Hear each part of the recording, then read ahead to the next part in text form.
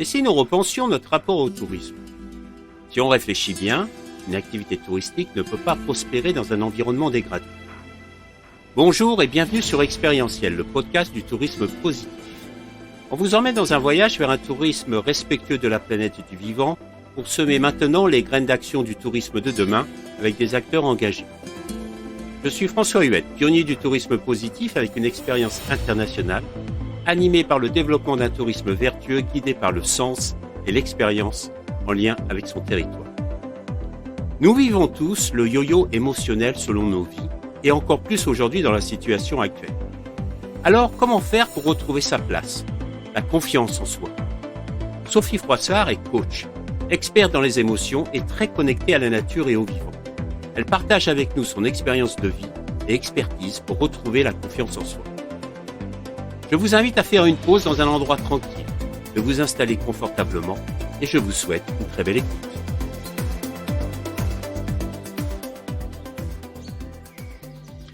Et je suis ravi que tu nous rejoignes parce que nous, on se connaît, mais dans un autre univers, celui de l'intelligence collective. Et je voulais que tu te présentes aux auditeurs. Dis-nous qui tu es. Eh bien déjà, bonjour François. Je suis Sophie. J'aime pas trop les étiquettes. Donc, au-delà des étiquettes, je suis Sophie, amoureuse de la vie, fascinée par la nature. Je crois être un peu unique et semblable à tout le monde.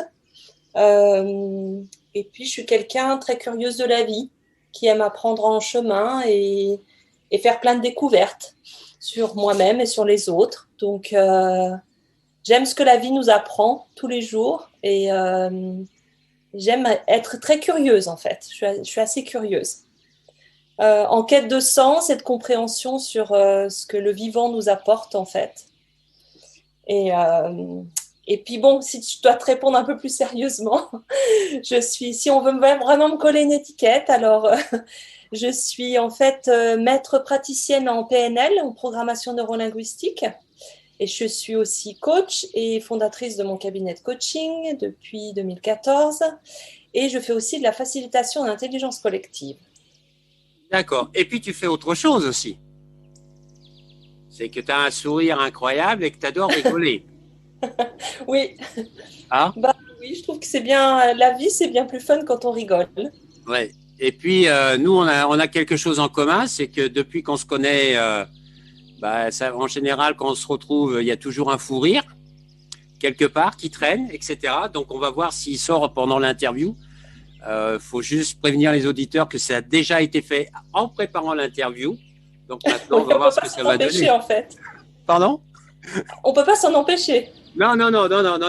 Et puis, on a eu d'ailleurs une conversation là-dessus. C'est qu'on s'est dit, peut-être que justement, ces fous rires, le fun, etc., ça faisait du bien et que c'était important dans la vie. Toi, t'en penses quoi? Pour moi, c'est pas que c'est important, c'est que c'est primordial. Et quand on rigole, c'est qu'il y a une forme de lâcher prise, c'est qu'il y a de la confiance aussi. Je crois qu'il y a ça entre nous. Je crois que je me suis posé la question, je me suis dit, mais qu'est-ce qui fait que c'est toujours rigolo avec François? Même où il y a des moments où moi, j'avais pas une vie très rigolote, mais on rigolait quand même. Je crois aussi que cette forme de faire confiance que malgré nos émotions parfois un peu négatives, le fun peut être là. Et puis, je crois ce qui nous rapproche, c'est cette confiance en la vie. C'est que même quand la vie nous envoie un peu des épreuves, on a cette confiance forte qu'on a toujours quelque chose à quoi se raccrocher. Et je me suis dit que c'était peut-être ça qui nous liait aussi. D'accord. Mais la première fois, et les gens vont croire que c'est un podcast de rencontre. C'est une rencontre de deux humains qui se rencontrent aussi, voilà, pas seulement intellectuellement, mais de par leurs émotions et puis de ce qu'elles aiment partager. Et c'est chouette quand des personnes aiment partager leur confiance et leur confiance en la vie. Oui. Et puis la première fois qu'on s'est rencontrés, justement, tu as animé un atelier au congrès d'intelligence collective à Marseille sur les émotions. Oui. Et la question que je me posais, est-ce que la confiance fait partie des émotions? On a besoin de nos émotions pour faire confiance, en fait. C'est nos émotions qui vont nous indiquer si on peut être en confiance ou pas. Quand on est en confiance, ben, on a plein d'émotions positives, hein. On a de la motivation, de l'envie, de la joie. Quand on est un peu moins en confiance, on peut avoir au contraire des émotions plutôt négatives, peut-être de la méfiance, de la peur, ou être plutôt en retrait. Donc, nos émotions vont être des forts indicateurs sur est-ce que je fais confiance à un collectif, à une personne, à une situation. Et ça va être un peu jaugé entre la propre confiance, ma propre confiance et celle que je donne aux autres. Alors, dans la situation actuelle qu'on vit tous, d'un aspect émotionnel, on est bien chargé. Comment, justement, dans une entreprise, on peut mettre en place ce climat de confiance? Comment on peut mettre... Ben, c'est déjà accepter quand la confiance n'est pas là ou quand elle n'est plus là. La confiance en ce qu'on peut partager, de ce que le monde peut nous renvoyer comme situation. C'est accepter ça aussi. On a tous, face à cette crise, on a tous on a des pertes de repères, on a une perte de liberté, notre quotidien est chamboulé et même parfois complètement incertain. On est empêché de plein de choses, on peut pas être complètement nous-mêmes. En même temps, on se rend compte de notre interdépendance et surtout de notre responsabilité face à la situation, face aux autres, éventuellement à la maladie. Donc déjà, c'est accepter qu'on est vulnérable. Cette crise nous a rendus tous vulnérables, nous a remis un petit peu une petite claque pour dire est-ce que vous pensez être tout puissant? Ben non, vous n'êtes pas tout puissant. Un virus peut mettre à mal pas mal de choses et pas mal de nos certitudes et nos convictions. Donc c'est aller accepter ça. Déjà, une des premières formes, c'est une forme d'acceptation, qu'on perd cette confiance, qu'on a des craintes, qu'on a des peurs, mais en même temps, comment on peut reprendre confiance, savoir sur quoi on peut s'appuyer, savoir de quoi on a besoin en fait. Et c'est faire confiance en la vie de manière plus grande, mais c'est faire confiance aux autres aussi. Si les autres font attention, si les autres se vaccinent, si voilà, est-ce qu'on fait confiance à notre gouvernement ou pas? Et qu'est-ce qu'on peut faire nous à notre petit niveau pour regagner cette confiance en la vie en fait? Hmm. C'est intéressant ce que tu dis. En t'écoutant, je repensais à des expériences personnelles où des gens dans un climat normal ne font pas forcément confiance à l'autre. Et dans des périodes de crise, d'un seul coup, justement parce qu'on est dans une période de crise, il y a une confiance qui se met en place. Et je me souviens être en Polynésie, on avait loué un catamaran pour l'équipe de l'hôtel. Et au départ, chacun était de son côté, la mer était tranquille, etc. On est arrivé sur une île, on a fait un pique-nique. On voyait qu'il y avait ces petits groupes. Et puis sur le retour, la mer était agitée. Et là, il y a des personnes qui ont commencé à être malades. Et il s'est mis en place tout à fait naturellement, sans que quelqu'un dise quoi que ce soit ou dirige, euh, des situations où on a commencé à s'occuper de l'autre. Ceux qui supportaient cette situation facilement venaient à l'aide à l'autre, et l'autre qui, dans un climat naturel, n'aurait pas eu forcément cette confiance vis-à-vis de cette personne, eh bien, il l'a laissé venir parce qu'il sentait qu'il y avait, je ne sais pas, une émotion sincère. Et c'est très intéressant. Pareil quand j'ai vécu le tsunami, la confiance. C'est-à-dire on est tous dans le même bateau, entre guillemets, et tout naturellement, on se fait confiance sans juger l'autre, sans préjuger non plus. Est-ce que toi, c'est quelque chose que tu observes justement actuellement autour de toi, où les gens se disent, bah voilà, par rapport à ce qu'on vit, on se fait plus facilement confiance, ou c'est plutôt l'inverse? Il y a un peu des deux, hein. Il faut aussi accepter que les gens perdent confiance en eux-mêmes, perdent confiance en la vie et savoir pourquoi ils en sont là, qu'est-ce qui fait qu'ils n'ont pas accès à leurs propres ressources, hein, ce dont tu parlais là juste avant. C'est tout d'un coup, j'ai les ressources pour être utile à l'autre, utile au groupe, pour me sentir un peu acteur de la situation, en tout cas en partie. Et c'est ce qui fait que tout d'un coup, si je me sens valorisée et utile, je vais pouvoir être utile au groupe, à une équipe ou à mes semblables. Donc, qu'est-ce qu'on peut faire, nous, à notre niveau, pour pour être peut-être aussi en phase avec nos valeurs. Hein. Si on a des valeurs très fortes, c'est là aussi qu'on va pouvoir les vivre avec les autres et on va pouvoir créer du lien. Et recréer du lien, ça nous met dans une forme de sécurité. Ensemble, on est plus fort. Hein. Quand on dit ensemble, on est plus fort, mais c'est vrai. Face à cette crise, c'est ensemble, on peut y faire face. Si chacun fait ce qu'il veut et ne fait pas attention, non, là, on risque d'avoir des problèmes plus grands. Donc, c'est se faire confiance, c'est savoir ce qu'on peut apporter à l'autre, et c'est ce qui va donner quelque chose qui est plus grand que nous, en fait. En ce moment, dans l'industrie du tourisme, elle est à l'arrêt pratiquement. Les gens sont soit chez eux, soit, comment dire, dans le travail où ils sont entre les deux, etc. Et tout le monde est dispersé. Donc, comment on rétablit ce lien? Parce que la visio, le distanciel, comme on fait là, c'est pratique d'un côté, mais on n'utilise pas tous les sens. Et donc, à un moment, cet échange manque. Quel conseil tu pourrais nous donner? C'est des conseils très simples, c'est être à l'écoute de l'autre dans une situation donnée, qui est une situation entre guillemets anormale, ou dans ce que vit la personne, c'est une situation qui est anormale. On vit tous quelque chose qui est en dehors de la norme. Comment on peut être à l'écoute de l'autre en essayant de pas trop juger, en allant comprendre aussi ce que ça nous fait à nous. Hein. Si l'autre nous dit ses craintes, ses peurs face à un travail qui n'est plus là, ou un travail qui change, ou une industrie qui est complètement chamboulée, hein, tu parles de l'industrie du tourisme, est-ce qu'on écoute ce qu'il a à nous dire? Si je l'écoute, quel écho ça va faire en moi? Comment ça va résonner en moi? Quelle perspective ça me donne? Est-ce que ça me donne des idées? Est-ce que ça me, qu'est-ce que ça fait en fait? Donc être à l'écoute, ça va être hyper important, et ne pas nier l'évidence, c'est dur.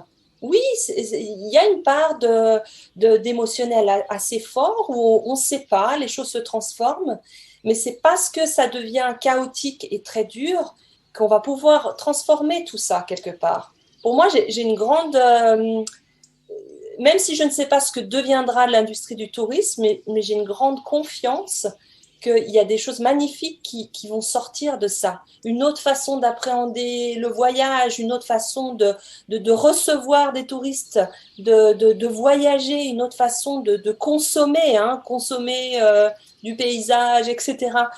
De quoi on va avoir besoin, nous, en tant qu'individus? On va être attentif à la manière dont on voyage, notre empreinte carbone, plein de choses. Comment on va trouver des moyens qui nous permettent d'être en phase avec nos valeurs pour que ça soit pleinement en phase avec ce qu'on est tous en train de devenir. Hein. On est obligé de s'adapter à ce qui se passe. Le monde est en mouvement, et c'est seulement parce qu'on va pouvoir s'adapter, on va faire en sorte de s'y adapter, on va aller avec le mouvement. On ne peut pas aller contre le mouvement, c'est ce que la crise nous fait dire. C'était impossible d'arrêter l'économie. Hein. Tu aurais parlé à n'importe quel spécialiste, c'était complètement utopique et impossible. Et pour autant, on a été quelque part forcé de mettre l'économie un peu en arrêt ou de la mettre en suspens, malheureusement avec des conséquences importantes. Mais peut-être que ça va nous mener ça nous mène déjà vers des vraies prises de conscience et vers une transformation qui est certes pas simple et douloureuse pour tout le monde, mais qui nous obliger à observer ce qui se passe. Hein. En permaculture, on parle beaucoup de, avant d'interagir, on observe un terrain, on observe ce qui se passe, hein, sur une année, sur plusieurs saisons, pour savoir comment la nature réagit. Et ben nous, comment on réagit avec le temps à ce qui nous arrive, et comment on peut s'adapter. Donc, toi, par rapport à toi, qu'est-ce que tu as observé comme grand changement où tu t'es dit, tiens, là, tu vois, ça a réveillé ça et ça m'a poussé à faire des choses que j'aurais pas pensé auparavant. Et là, je les mets en place pour moi. Bah, c'est souvent, hein, dans le chaos ou dans toutes les transitions de vie qui tout d'un coup nous amènent un peu tout d'un coup contre un mur ou contre un état d'être où on ne se sent plus tout à fait à sa place. Bah, comment on peut retrouver cette place justement? Comment on peut retrouver notre place maintenant dans ce qu'on est en train de vivre, dans certains métiers qui vont changer? Comment on peut retrouver une place ou se faire une place différente? moi, ben, en fait, ce qui était assez intéressant dans mon parcours, c'est que je travaillais dans une multinationale, dans quelque chose, voilà, où les choses se passaient bien. Et en fait, j'étais pas assez mal. Je savais que j'étais pas tout à fait à ma place, mais pas assez mal pour partir. Et je suis quelqu'un qui, en programmation neurolinguistique, par rapport aux actions, on a souvent deux types de personnes. Les personnes qui s'éloignent d'une situation, mais il y a des personnes qui n'arrivent pas à s'éloigner d'une situation, qui ont besoin d'aller vers quelque chose. Et moi, je suis une de ces personnes, si je sais vers quoi je veux aller, j'aurai aucun problème à y aller, même si c'est dur, même s'il va me falloir des étapes pour y aller. Mais si je ne sais pas vers quoi je veux aller, ben, j'ai pas cet élan qui me pousse à aller. Donc moi, il me manquait. Je savais que j'étais pas bien là où j'étais, mais il me manquait cet élan pour dire, OK, ma grande, et qu'est-ce que tu ferais d'autre, et comment tu pourrais être utile et apporter autre chose de différent.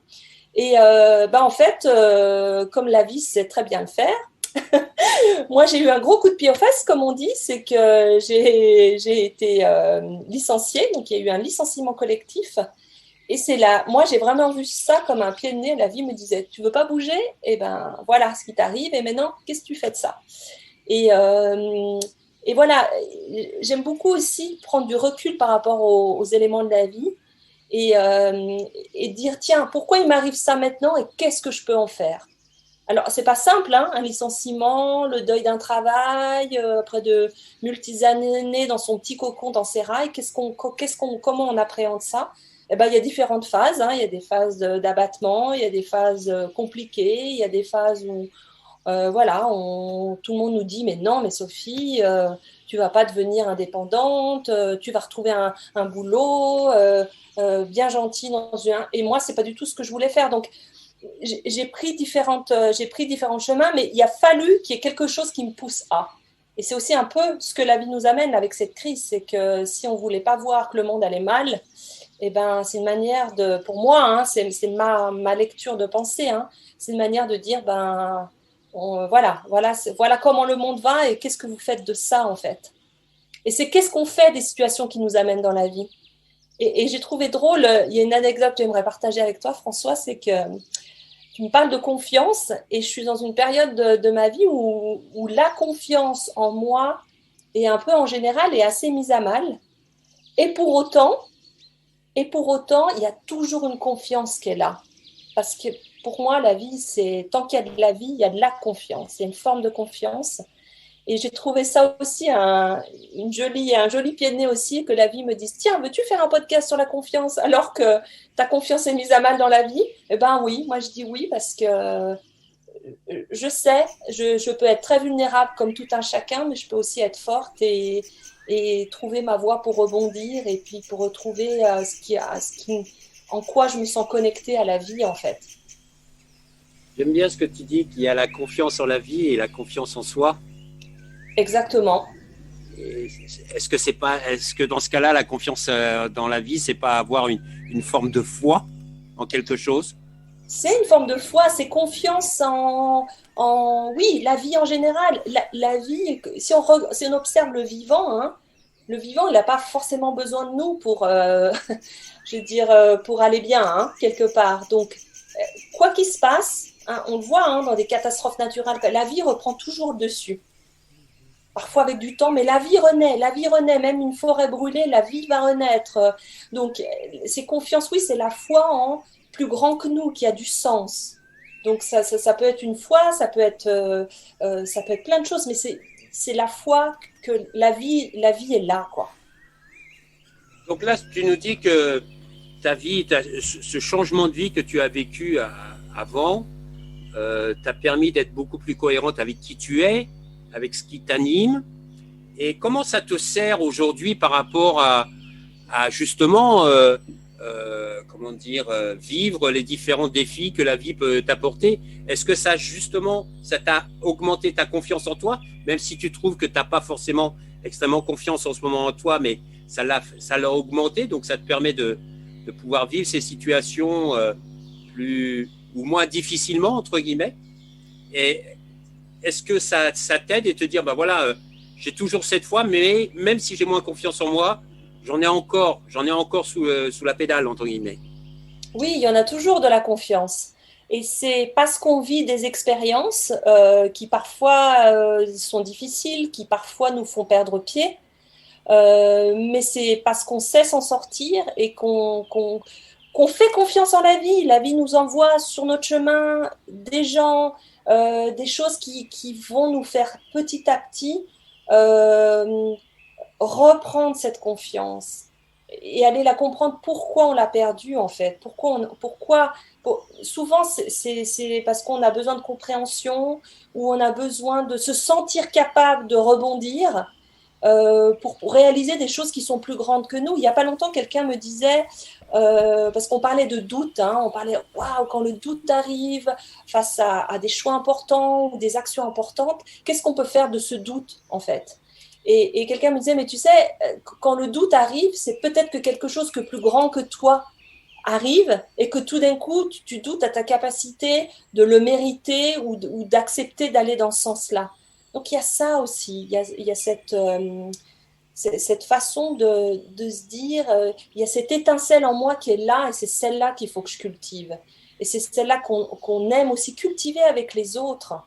Parce que les autres sont, voilà, sont souvent dans, on peut être des fois très résilient et très, on va donner beaucoup de soutien à quelqu'un et avec nous, on est souvent très dur. Oh, je vais pas être capable de faire face à ce truc-là. Et aussi parce qu'on a un émotionnel très fort et plus on est en phase avec nos émotions, plus on accepte d'être parfois à terre, d'être parfois avec de la peur. Plus on va accepter ça, plus on va pouvoir transformer nos émotions. Hein. Tu sais que je suis une grande amoureuse des émotions, mais c'est aussi parce que dans ma vie, dans ma jeune vie, dans ma jeunesse, elles m'ont fait beaucoup souffrir. J'étais quelqu'un d'hypersensible et j'avais toujours des émotions à fleur de peau, mais du coup, je les subissais plus qu'elles m'aidaient parce que je ne savais pas quoi en faire, parce que aussi, je n'avais pas les clés. Et donc, mais ces émotions vont être... L'émotion, hein, c'est de l'énergie en mouvement. Et dans la confiance aussi, la confiance, si tu prends les racines de confiance, c'est comment tu peux en fait se fier, aller avec le mouvement, être en confiance avec le mouvement qui est là, qui t'est proposé. Et je suis aussi une adepte de la gratitude. Je donne des ateliers aussi de gratitude. Et la gratitude est un formidable vecteur de confiance. Parce que quand on pratique la gratitude, c'est dans les moments les plus difficiles où on va se raccrocher à ce qui nous est donné, à ce qu'on reçoit et ce qui est là, plutôt que de regarder ce qu'on n'a pas. Et la gratitude va être un formidable moteur pour reprendre, pour se reconnecter à la vie, pour se reconnecter aux joies et faire avec ce qu'on a en fait, hein, plutôt avec ce qu'on n'a pas, et reconnaître ce qui est là. Quand tu as ces moments de doute et tu n'as pas vraiment confiance en toi, quels sont les réflexes? Tu fais quoi justement pour retrouver cette confiance? Est-ce que tu t'entoures de gens qui te sont proches? Est-ce que tu écoutes de la musique? Est-ce que tu lis? Ou est-ce que tout simplement tu te poses? Parce que ça, on vit dans une société quand même où on court et on ne prend pas le temps de se poser. Et peut-être qu'une des leçons de ce qu'on vit actuellement, c'est peut-être de prendre le temps de se poser. Toi, quelle est ta notion du temps?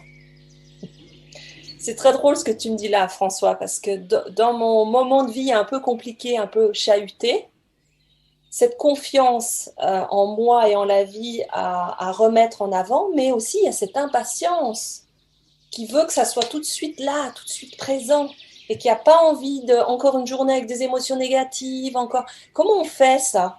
Et c'est justement, si on observe le vivant, je reviens toujours au vivant, hein, mais la nature prend le temps dont elle a besoin pour renaître, pour se recréer en fait. Et, euh, et le temps qu'il faudra, une plante pousse avec le temps qu'il lui faut. Voilà, tu peux pas la tirer pour qu'elle pousse plus vite. Et pour nous aussi. Et par exemple, quand j'anime des ateliers en intelligence collective, au-delà du processus qu'on propose, etc., le collectif a besoin de temps. Et ce temps, il va dépendre d'un collectif à l'autre. On ne peut pas forcer les choses. Le temps d'adhésion à un collectif va être différent pour les uns ou pour les autres. Donc, quand tu me poses la question, qu'est-ce que je fais dans ces moments-là? Ben, je fais plein de choses. J'expérimente, j'essaie déjà de me connecter à ce que je ressens, d'accepter, parce que c'est pas évident hein, dans la vie, on doit être fort, on doit aller de l'avant, et puis s'accepter vulnérable ou avec des émotions négatives n'est pas simple, mais plus on va les accepter, plus on va pouvoir les transformer. Mais du coup, oui, peut-être il faut du temps pour accepter que par moment, ben, on est un peu, on ne sait pas trop quelle direction prendre, comment réagir, et se donner ce temps-là, qui peut parfois sembler long et frustrant, mais quand on s'est donné ce temps-là, et c'est une forme de lâcher prise, hein, en disant, ben, je vais dans, je sais pas, dans, par exemple, moi aussi, hein, ma situation était aussi beaucoup touchée par la crise sanitaire. Et ben, je me suis dit, je vais me donner ce temps-là pour faire peut-être des choses dont j'avais jamais peut-être le temps de faire ou des choses, et je vais quelque part fructifier ce temps-là. Je vais en faire quelque chose. Ce temps, il m'est donné. Il peut m'être semblé imposé, mais il m'est donné. Qu'est-ce que j'en fais? Et quelles ont été les bonnes surprises alors par rapport à ça? Est-ce qu'il y a quelque chose qui est sorti qui te dit tiens, c'est un cadeau? Oui, il y a eu plein de cadeaux, mais la vie nous envoie plein de cadeaux, il suffit de les voir, hein. C'est aussi quelle perception j'ai de ce qui se passe autour de moi. Est-ce que je mets toujours des étiquettes, c'est mauvais, c'est pas ce que je voulais, je suis pas contente et je veux autre chose? Ou est-ce que c'est ça qui t'est envoyé, qu'est-ce que t'en fais? Euh, donc oui, il y a eu plein de possibilités de faire des choses, de développer certaines choses, certains ateliers ou certains liens avec certaines personnes, hein, n'est-ce pas? Dont le cercle essaimage de vision collective, on en fait ensemble, on en fait partie. Ça nous a donné aussi ce temps-là, on avait un petit peu plus de temps, donc tout d'un coup, on pouvait pleinement être présent et faire quelque chose de ça. Et c'est un chouette cadeau aussi que la vie nous offre, et souvent, on ne sait pas le voir. Ouais. Et tu sais, le temps et l'exercice de gratitude et le temps, c'est deux choses que j'ai mis en place justement durant cette période où maintenant je prends le temps de m'asseoir et d'écrire ces petites choses de gratitude. Et je me souviens la première fois que je l'ai fait, je pensais c'était toujours lié au boulot. Il fallait toujours que ce soit quelque chose de gros. Et alors je l'ai fait le premier jour. Et j'ai pas réussi le deuxième jour. Et je me suis rendu compte que c'était ces petites choses qui sont là, qui font partie du quotidien, qu'on n'observe plus et qui sont importantes. Et souvent, quand on est dans une situation de crise comme ça, on essaye de chercher la solution à l'extérieur, alors qu'elle existe à l'intérieur. Il n'y a pas forcément d'aller à l'extérieur. Elle existe et c'est juste de se reconnecter à l'essentiel. Et moi, ça a été la grande leçon. Pas plus tard qu'hier, j'ai été faire une promenade avec mon chien, mais avec mon fils, mon plus jeune fils, et on s'est promené et on a parlé de choses et d'autres. Et avant, on faisait ça, mais j'écoutais sans écouter, j'étais là sans être là. Et là, j'avais vraiment l'impression d'être présent. Et même dans notre échange, on sentait cette sincérité, etc. Et je le vois aussi avec mes collègues, même si je suis indépendant, avec les gens avec qui je communique d'un aspect professionnel. Quand je suis là, je suis là. Alors qu'avant, j'étais, ok, j'ai ce rendez-vous-là, je me projetais déjà sur le rendez-vous d'après, tu vois. Et ça, je dirais que c'est un des grands apprentissages de cette période, c'est que ça m'a appris vraiment à prendre le temps. Et la notion de temporalité est quelque chose d'essentiel, surtout qu'on va chacun à notre vitesse, quoi. Moi, j'aimerais que parce qu'on en a parlé, hein, on essaye de réfléchir tous les deux comment justement redonner le sourire dans ce qu'on fait au quotidien, etc. Comment on peut le faire. Et je voulais savoir si toi, depuis qu'on a commencé à réfléchir là-dessus, tu as des pistes, de te dire, voilà, parce que le fait de rigoler libère tellement de bonnes choses, de bonne énergie. Et les fous rires, on en garde tous, quels que soient les fous rires qu'on a pu avoir dans nos vies, on en garde tous un souvenir sympathique, ça nous réchauffe le cœur, etc. est-ce que ça rejoint ce que tu disais tout à l'heure, lâchons prise sur beaucoup. C'est un besoin de légèreté, en fait. Hmm. Après tout, la vie, elle est pas si terrible que ça. Euh, pourquoi ça nous fait du bien aussi? C'est parce que tout d'un coup, on lâche prise, hein, quand on rigole, quand on fait confiance à l'autre, on ose dire une connerie, on ose dire être vulnérable, ou on ose. Mais il faut qu'il y ait une certaine confiance, et c'est pour ça qu'il faut surtout pas l'imposer à l'autre, mais ça doit venir de manière spontanée, hein, ou dans les groupes, ça va s'installer, comme tu le sais, en intelligence collective, ça s'installe tranquillement, et chacun à son rythme. Et plus l'individu va se sentir en confiance, plus il va pouvoir donner quelque chose au groupe. Et c'est ce qui donne parfois, parfois c'est même le groupe qui te fait plus confiance que toi tu te fais confiance. Il te porte en fait, c'est le groupe qui va porter. Hmm. Donc oui, c'est ce besoin de revenir à des choses simples, François. Pourquoi aussi cette crise? Qu'est-ce qui nous manque là ces temps? Il nous manque le lien aux autres, il nous manque de pouvoir être spontané, de pouvoir taper sur l'épaule de quelqu'un, de pouvoir serrer la main d'un client, de pouvoir montrer aussi, de faire nous lier à des choses qui nous font sentir pleinement vivants. Et la légèreté, le côté aussi fun, c'est aussi dire waouh, ok, tout ça c'est dur et triste dans les vies de tout le monde, mais il y a aussi de la place pour le rire et pour autre chose. L'un n'empêche pas l'autre, hein. On croit qu'on est ou content ou pas content, ou joyeux ou malheureux, mais on peut être un peu malheureux parce qu'on fait face à des choses difficiles dans nos vies. Ça n'empêche pas que quand je vois François et Quentin, ouais, il y a un moment de sourire. Et c'est ce qui nous fait reprendre confiance en la vie parce qu'on se dit waouh, c'est possible. C'est-à-dire que c'est possible de traverser des choses compliquées, d'avoir des peurs et des incertitudes face à l'avenir, mais il y a un moment, en quelques secondes, en quelques minutes, j'ai lâché prise et je fais confiance. Et ça porte, c'est porteur en fait. Ça me fait penser, tu sais, je sais pas si tu as remarqué la même chose, quand tu vas dans un enterrement, il y a toujours cette tristesse Mhm. et il y a toujours ces fous rires. Moi, Mhm. j'ai des souvenirs de fous rires dans différents enterrements de proches, hein, donc c'était pas quelqu'un qu'on connaît pas ou quoi que ce soit. Donc on arrive, il y a les larmes, il y a la tristesse, etc. Et à un moment, lors d'un repas ou autour d'un verre pour X raisons, après l'enterrement, il y a un fou rire. Et je trouve que et ce fou rire, on a vraiment l'impression que c'est libérateur. Ça fait un bien fou, quoi. Oui, Et ça nous remet là encore, ça nous remet en confiance, ok, et face, voilà, face, comme tu le dis, à des choses à la mort, etc.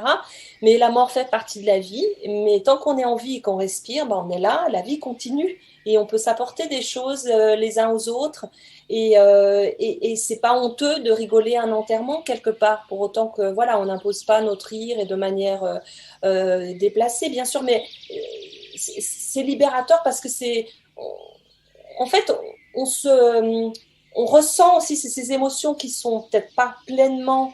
On contient beaucoup, hein, c'est aussi des fois les gens contiennent beaucoup leur tristesse ou leur, hein, et tout d'un coup ça va sortir. On dit c'est le rire nerveux. Pourquoi? Parce que la tristesse a tellement été enfouie, on n'ose pas. Hein, oh, je vais pas trop pleurer. Et puis un homme ça pleure pas. Et puis toutes ces conneries là.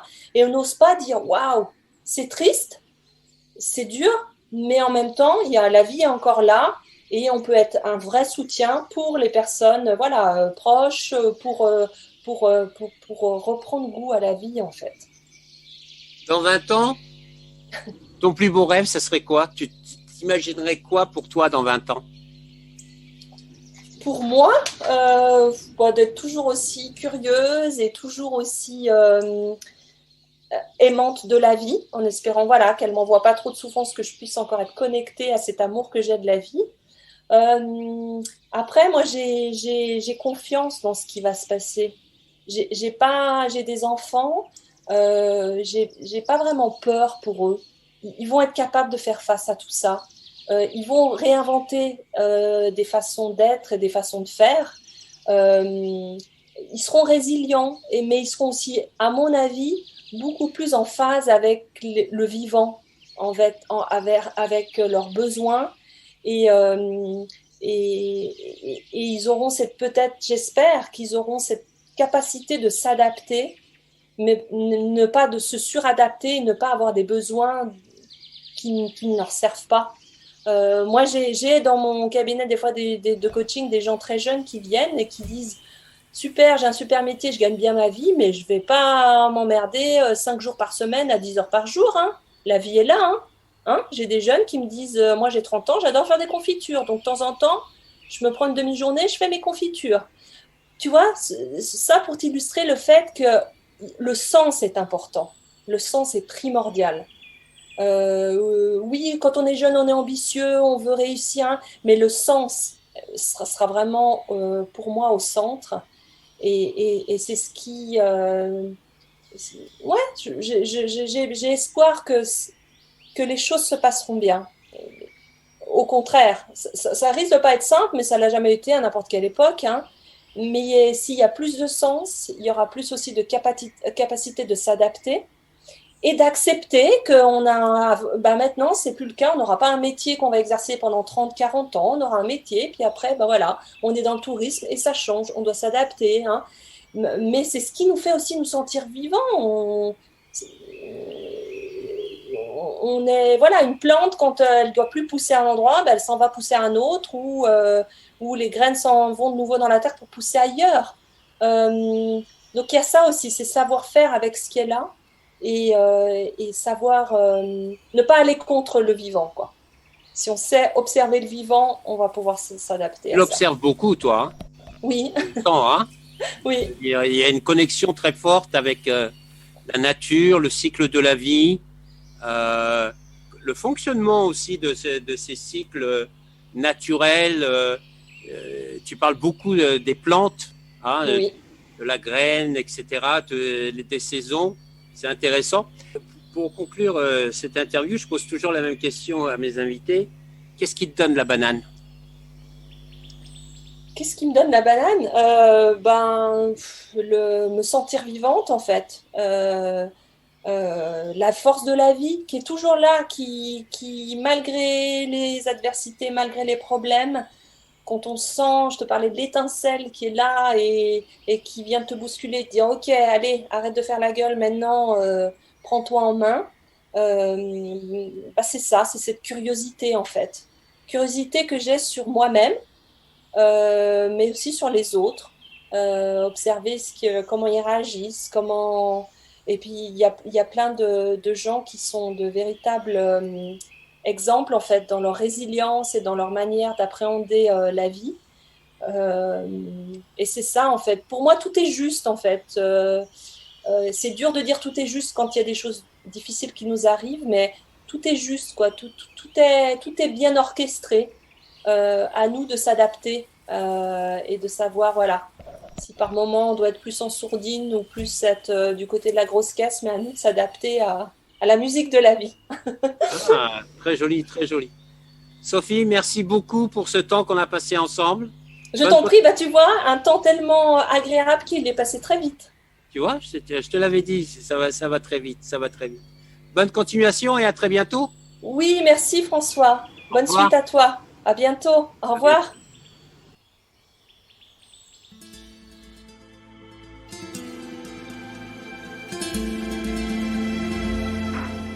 Voilà la fin de notre voyage du jour. J'espère que vous avez passé un agréable moment en notre compagnie et que nous avons pu semer des graines d'inspiration et d'action. Si vous avez aimé ce podcast, favorisez sa diffusion en le partageant sur vos réseaux, en vous abonnant pour suivre tous les épisodes à venir. Et si vous avez juste encore un petit peu de temps, donnez-lui 5 étoiles sur Apple Podcasts ou votre plateforme préférée. Le tourisme de demain, c'est maintenant qu'on le construit, ensemble, guidé par le sens et l'expérience en lien avec nos territoires. Alors je vous dis à très bientôt.